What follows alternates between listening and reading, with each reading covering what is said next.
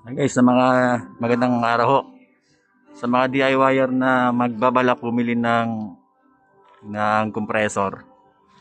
Ayan. Ito lang masasabi ko guys, bumili kayo ng 1/2 na. 1/2 horsepower or 1 horsepower. Kasi pag 1/4, okay naman siya. Mga DIY, kaya naman niya.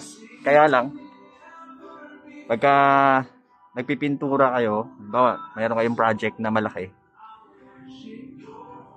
Ang lakas niya kumain ng hangin guys, ilang buga mo lang.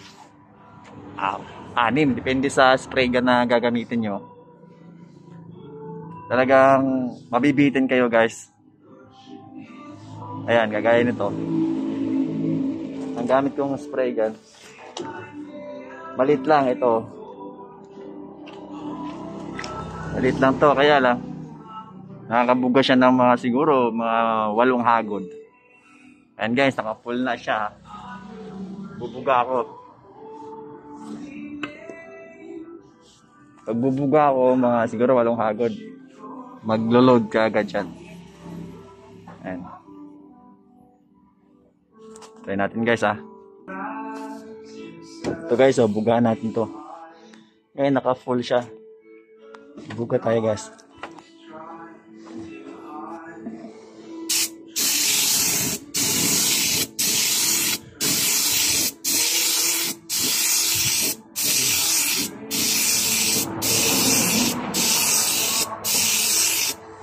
Nakawalo na ako guys.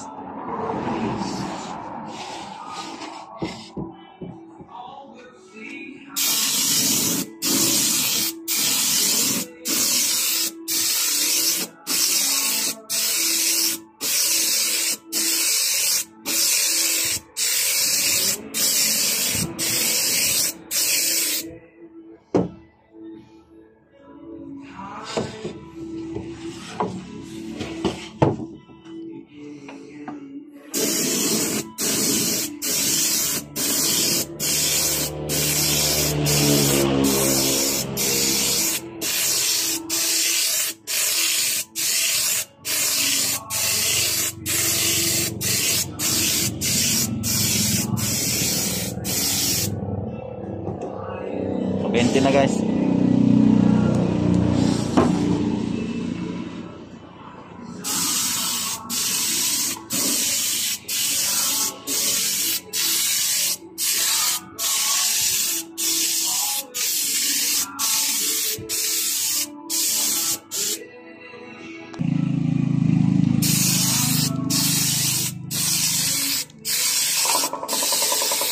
Yes.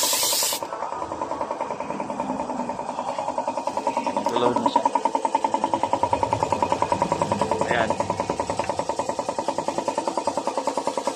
Kapag pinersa nyo, ang buga nung spray guys, nagbabago, kaya hindi maganda yung yung hagod niya. Kaya kung bibili kayo guys ng compressor, tekyan nyo na. Para hindi na kayo maabala at mag-isip pa kayo mag-upgrade ng malaki. Dispa guys, maganda. Piliin nyo yung may emboss, naka-emboss yung dispa dito. Okay guys, sana may natutunan kayo guys. So guys, piliin nyo yung mga 1/2 or 1 horsepower na. Kasi kung ganito kalaki, mabibitin kayo guys. Ayan. Maganda lang siya sa mga maliitan talaga, yung mga nail gun na kaya niya. Konting spray. Yan, kaya niya. Tandaan lang, pero kung malaki ang project nyo, mabibitin kayo. Kaya malaki na po ninyo guys. Kunti lang diferensya ng presyo nun. Okay. Yan lang guys.